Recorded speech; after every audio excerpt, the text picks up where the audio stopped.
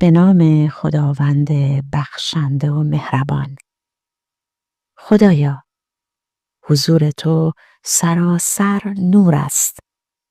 جریان عشقت در قلبم جاری است. لحظه هایم را پر از آرامش و هماهنگی کن. مرا به سوی رشد و شکوفایی هدایت کن. هر نفس فرصتی برای دریافت انرژی بی‌پایان توست. هر نگاهم دریچه‌ای به سوی زیبایی جهان توست.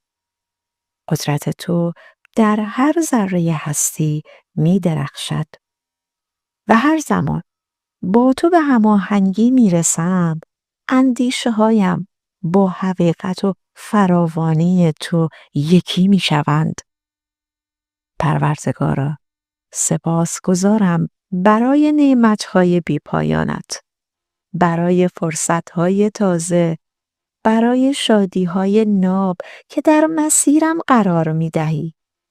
من با تو یکی هستم در مسیر عشق و آگاهی، در هماهنگی با قوانین جهان هستی، در جریانی بی‌پایان و آرامش و شکوفایی. یا رب العالمین.